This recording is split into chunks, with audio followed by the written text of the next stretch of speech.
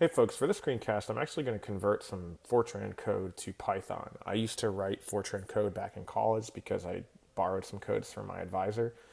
This is some Fortran 90 code that I wrote a couple years ago to simulate a parachutist falling. The way the code works is I create some state variables here. I define the initial time, the time step, the state vector. So this is just a parachutist falling vertically. I have the z-axis pointing down, so the parachutist is actually negative 50 meters, or sorry, 50 meters in the air, and since the z-axis is down, it's negative. I then open a file, and then I do a do loop, which is in Fortran is basically like a for loop, and I loop from 1 to n. In this case, I'm doing 50 iterations. But it doesn't actually matter because there is this exit criterion right here that basically says like, hey, if the state vector is greater than 0, which means the parachutist has hit the ground, just go ahead and exit. So I write all the data to a file. In Fortran, when you open a file, you have to give it a unit number, and in this case, I just picked 93. And again, that's just kind of borrowing from my background from my advisor. He always picked numbers in that area. I think there's some reserved numbers, but you can pretty much pick whatever you want, at least as far as I understand. Anyway, so I basically write to that file 93, and then the second star is just whatever format you want, and it writes the time, the current state, and the current state derivative. The number of state variable is 2. I also tell the user what I'm doing, and so I tell them how far through the iterations the simulation is complete. This is my ground exit criterion. This is where I call the derivatives routine. I'm just doing Euler's method here. So I do my Euler calculation here, and then I loop through. Down here is my derivatives routine that basically takes in the state vector and then outputs the second derivative, and then computes the velocity and the acceleration. It has gravity in here, and then a little aerodynamic force there. Okay. So let me open up my terminal here, and so if I hit ls, here's my parachute.f90. I'm putting this code in Python, Fortran to Python, and so if I compile this code, I'm just going to give it the default and just say parachute, and I'm going to do -w to suppress warnings. Now there's an a.out code, and if I run the a.out code, it runs really fast. There's the code there. And if you notice, it only ran to 68%, and that's because, like I was saying with my exit criterion right here, if I open up this file, let me turn off word wrap here, and I look, it only ran for 3.3 seconds, and that's because right here, this is the state, so this is the position and velocity. The parachute is landed at 31 meters per second, so he didn't even hit terminal velocity, but whatever, we can change that later. And here he hit the ground. And so there's one time step basically where it went from just above the ground to just below the ground. We can run this again. Let me see, put this over here, change the time step and run it again, and recompile and then run it. And it ran all the way to 100%, which means it didn't hit the ground. And that's because the number of iterations didn't allow it to hit the ground. So, it only went to 0.5 seconds. So I'd have to increase this to, let's just say 5,000 iterations, and then compile it again, a.out. And so, okay, there, it only ran 6.5% of those iterations. But if I look at the file now, this goes all the way to 3.22. So it's a little bit more accurate. And there you go. Okay. So what I want to do in order to convert this to Python is I actually want to do two things. So the first thing I want to do is whenever you're converting code from one language to another, you always want to do what's called verification and validation. And that's where the output of the Fortran code and the output of the Python code are the same. So what I actually want to do first is I actually want to create Python code that runs the Fortran code and then imports the data file. So I'm going to create a new routine here. And what I'm going to do is I'm going to, let me save this as parachute.py. I'm going to do everything in here. And so I know I'm going to need numpy as np. I know I'm going to need matplotlib, pyplot as plt, because I need the numeric toolbox, and I also need matplotlib, or to plot. So modules to import. I'm going to try to comment this out. Comment this as best as I can. So first, and because I'm going to compile and run Fortran code, I also need OS, which basically allows me to make calls to my terminal. Okay, and this will be different if you're on Windows or Mac. And this is for plotting, and this is for numeric computation and arrays. Okay. So first things first is I want to compile Fortran code. So what I'm going to do that is I'm going to do os.system, and I'm going to just go ahead and remove the old routine just in case I change something.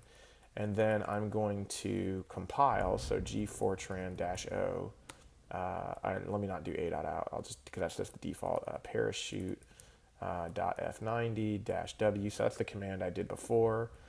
And then finally I'm gonna, let's just make sure this works. So if I type in Python3 parachute.py, there we go. It looks like here, if you want, I'll do print removing a.out, and then I'll say print compiling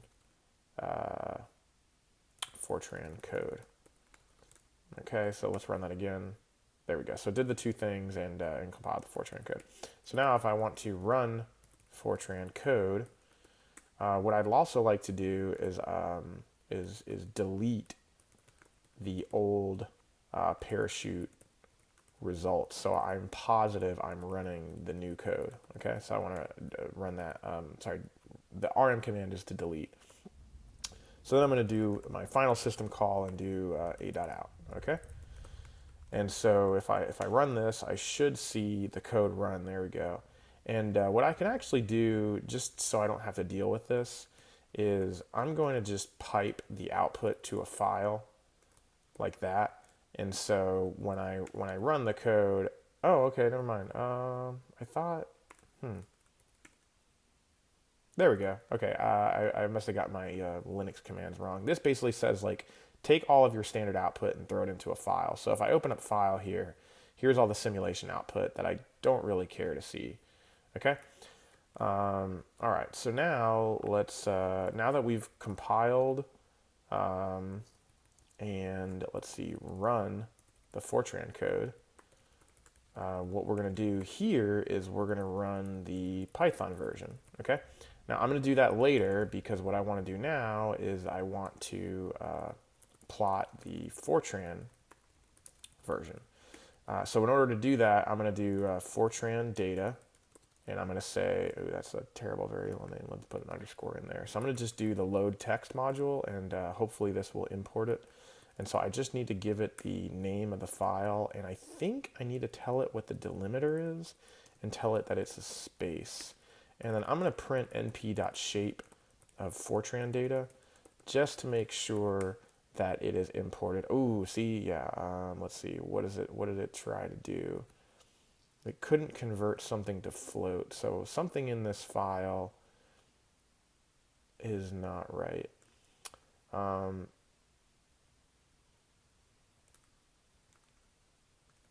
right, let's see. I told it what the delimiter was.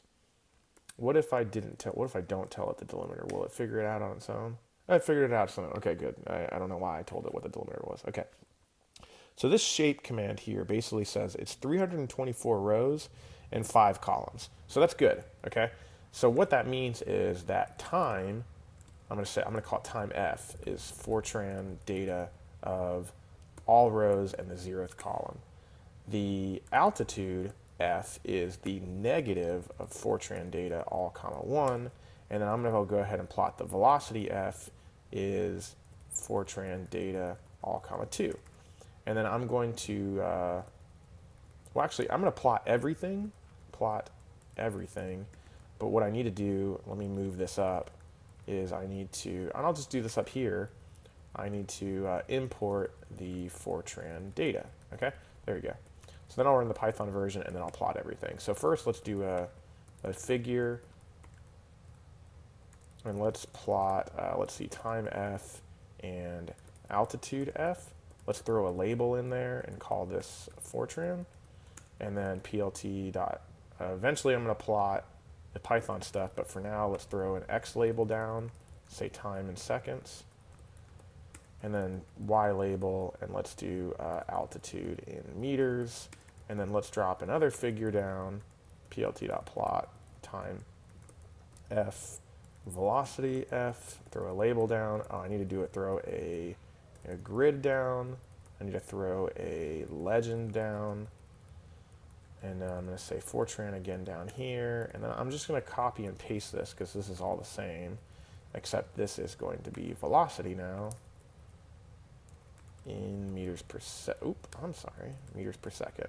And then I'm going to throw a plt.show at the end here. Okay, so if I run that, I should get 2 plots. Okay, so there's velocity, and there is my altitude.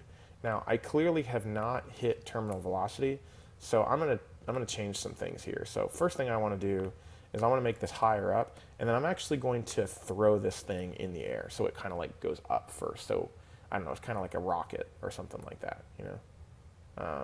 Let's see how that works. So let's see. So yeah, so there you go. So it went up and then came back down. It looks like it's about to hit terminal velocity, but it's not quite there yet. So one thing that we can do is we can just increase the drag coefficient. So the drag coefficient is only 2.0. Let's make it 1.0. Let's make it something that's like, you know, really heavy, I guess you could say. There we go. That looks really cool. Okay, so my initial velocity is -30. What did I say my initial velocity was? Oh, okay. Yeah, I'm good. It's all good. Okay. So yeah, so I'm 500 meters up. I'm on a cliff. I don't know, maybe I'm base jumping, I'm Evel Knievel, and I got boosted into the air, and then I came back down. And you'll notice that the slope becomes constant right here when the velocity becomes constant here. So this is neat. Okay, so I basically have known inputs, and then my Fortran code has produced a known output. Okay, so now I'm going to do the easiest thing I think possible. So this code is only 59 lines of code, right? For codes that are way larger than that, I wouldn't recommend this, but I'm just going to drop this straight into here. Boom, okay? And we're going to just edit everything. Okay, so the one thing is you don't need to tell the computer what the program is. You don't even need to declare variables. By the way, basically these are integers. It's just basically saying like, hey, use 2 bytes. These are real 8s, so it's basically saying like use 8 bytes for these variables. So I'm just going to get rid of these. I think actually though, the arrays, I do need to make the arrays. So I'm going to do np array, and ooh, yeah, I think I'm just going to do 0, 0. So in Fortran, for some reason, this code declares 12 variables, because I think this was like a 6DOF code that I adopted. But there's really only 2 states, so I don't entirely understand why I did this. So I'm going to just do state like that with 2, and then I'm going to do state dot is np.array 0, 0 as well. Ooh, and I'm going to do a decimal point so that Python knows that these are floats and not integers, because you don't declare your arrays, but what Python does is it does like implicit variable declaration. So n is an integer at 5,000, t is the initial time, dt is the time step. Arrays start at 0 in Python, comments are with a hashtag, so then this 2 becomes a 1, and then this z dot becomes a hashtag here. Open flag is something for file IO in Fortran. You don't need that in Python. Number of states is an integer. I don't actually think we need it, because the way Python works is you can do implicit for loop or looping, so I'm not going to deal with that. I do need to open this file, so I'm going to do FID as open. I don't need this unit, and I don't need the file equals. I just need this. And I think I need to say that I want to write binary to it. I'm pretty sure that's how it works. I'm just going to run this. I'm just going to convert all the code at once, and if I make an error, I'll go back and fix it. So this is going to be for I in range 0 to n, right? N was defined above. And then this write command, this is going to be fid.write. And what I need is an out string. So this is going to be kind of a weird way to do this, but basically what I'm going to do, I'm going to just comment this, And I'm going to say, let's see, so my out string is first the time as a string plus space, and then I need to do 4x in, I'm going to do 4s in state. Yeah, I'm going to do that. 4s in state. I'm going to say out string plus equals, which basically is going to append to the out string. I'm going to append the s, the string of s, and then can I do this like that? That's fine. I'll do 2 commands because I don't know if I'm gonna mess up. And then out string plus equals a space. And I think that's it. Oh, then I have to do it again, even though I'm not using it, but just to preserve the output, I'm gonna do state dot, and then everything should be fine. Just for debugging purposes, I'm gonna print out string, just for kicks, just to make sure that it's doing what I think it's supposed to be doing. And then I think I can get rid of this write command. So let me see. I was supposed to heavily comment this, wasn't I? So this is initialize variables. Let's see. This is initial conditions. Let's see. Open output file. Loop through array. Let's see. Output contents to file. And by the way, there are way better ways to output to a file, but like, I'm not using the internet right now. Like, I'm literally just trying to get this done. I'm trying to make, you know me, I like to make quick videos.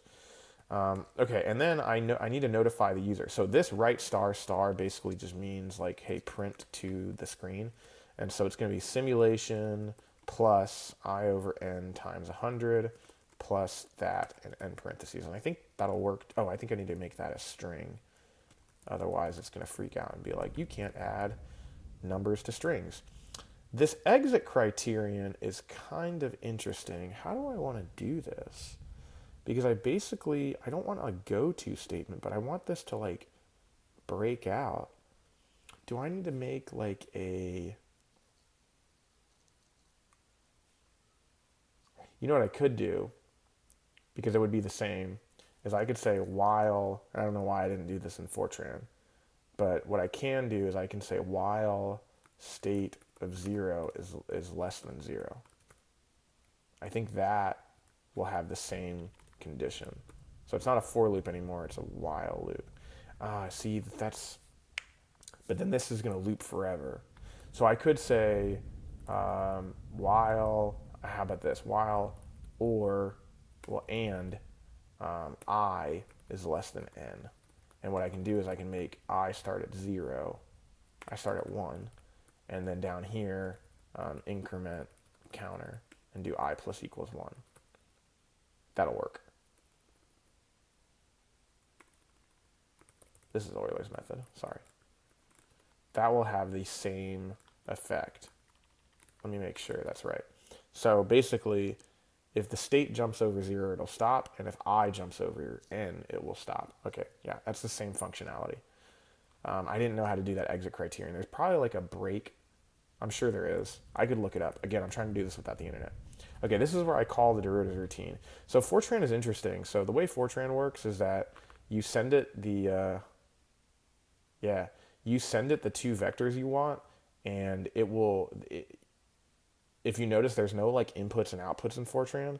So when you're looking at Fortran code, you kind of need to figure out like what is the input and what is the output. Well, the input is obviously the state vector, and the output is a state dot, because that's what these 2 lines of code are doing. So really what I need to do is I need to say state dot equals derivatives, and then just send it the state like that. And actually, now that I look at this, yeah, that's fine. Yeah, that's fine. And then I can just do new state is state plus dt times state dot, and then new state is new state, and then t equals t plus dt. And then that should be it for that.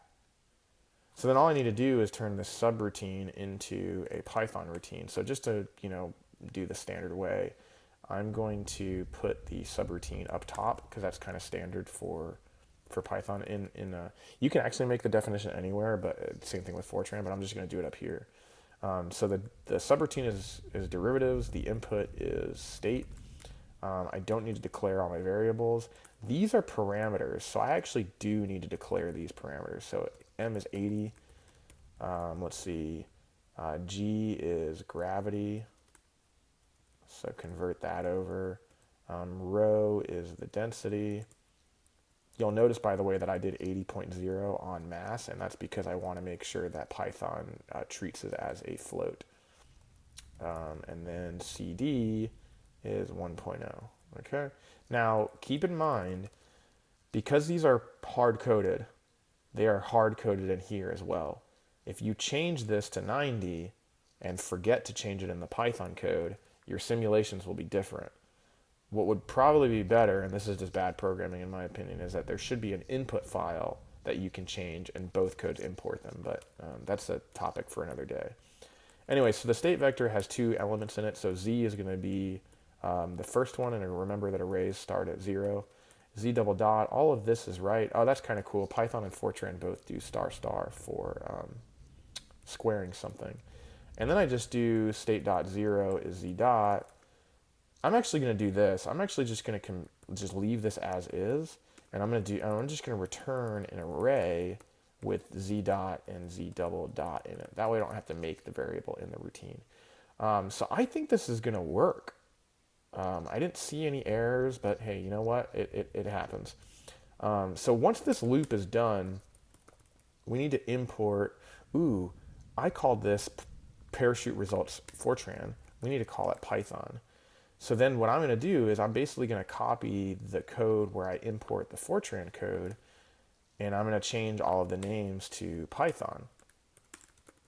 All right, and let's see. So I'm going to do Python data, and then I'm going to do parachute results Python. You know another thing I'm going to do? I'm going to do fid.close just because that's good programming practices. You know, why not? I'm going to print the shape of the Python code too. Why not? And then I'm going to say, I am going to see this like simulation output. So I may end up getting rid of that just like I did for Fortran, but I just want to make sure it's good. So I'm going to do time P, altitude P, Fortran P. I'm going to do Python data. Okay, and I'm going to plot everything. And so now here I should just be able to do plt.plot time P, altitude P, label Python, and then basically copy that, throw that down here, and call this velocity P. Okay, now place your bets, 106 lines of code. Who thinks this is going to run first try? Okay, ready? Oh, blast. A bytes-like object is required, not string. So here's the out string. And it didn't like the fid.write. I might actually have to Google this because... what if I just do write instead of write binary? Oh yeah, that worked. Okay, so this is working. So it's the simulation percentage is getting printed, and then this is getting printed as well. But let's suppress the output print here and here, which is exactly what we did for the Fortran code. And then it looks like the Python results. Oh boy, it wrote everything on one single line. That's hilarious. Okay, so everybody who said that this was going to work on the first try was wrong. We got to put a new line in there and run it again. Hello. Oh, whoops, I forgot to do plus equals. I just wrote a new line. Yeah, that's hilarious. Let's look at that file. I just think that's kind of funny. Now there's just nothing in it. Actually, there's, 300 new lines. That's funny. All right, let's try again. What happened? What did I do? Oh, I ran a.out. That's funny. I want to run parachute.out. Wunderbar. Look at that. Can't even tell the difference. Okay, so we had like 3 errors. It is what it is. Let's plot with like a dash so we can kind of see the difference. Let's see, that's the F90 code. Here's the Python code. So here, let's do like a dash dash. And then down here, let's do like a dash dash. And then run that again. Beautiful. Right on top of each other. That's amazing. So actually, we can do some interesting things. How do you... keep track of time. Is it just import time? Here, I don't want to Google this. I'm just gonna, oops. Import time. Time.now.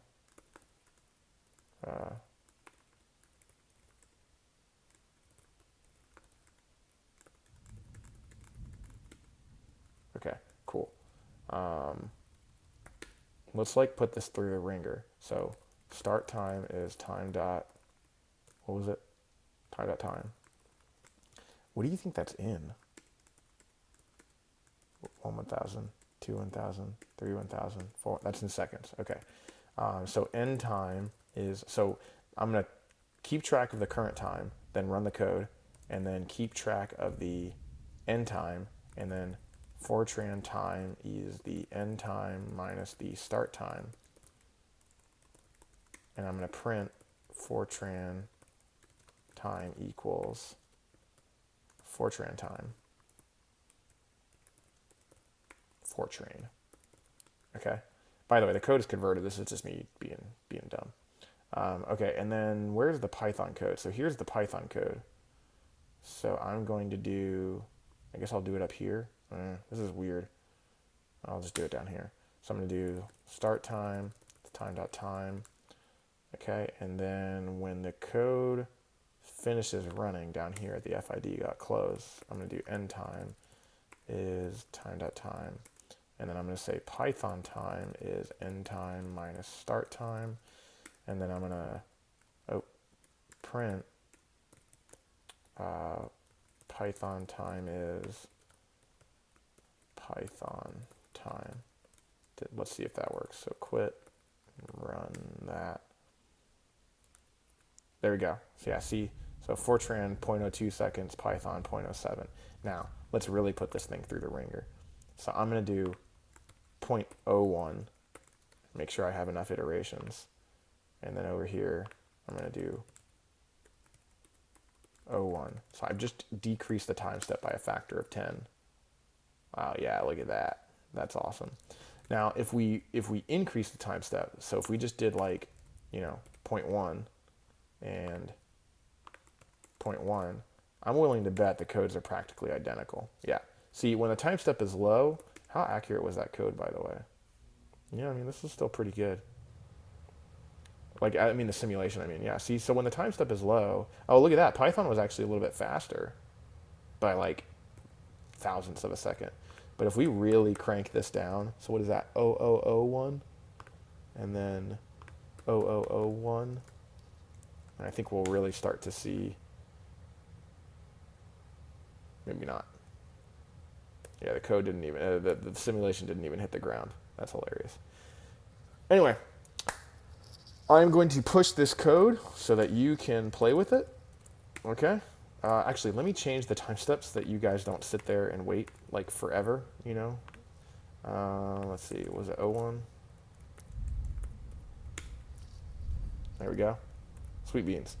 All right, so let's see, git status. So git commit -am added a simulation of a parachutist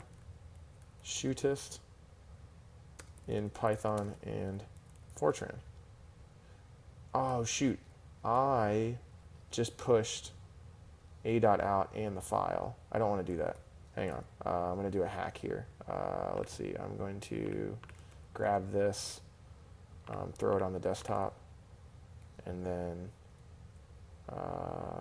close this, close. Okay. And then, oh, it's going to throw me in the trash, isn't it? Yeah. Let's see, document, no.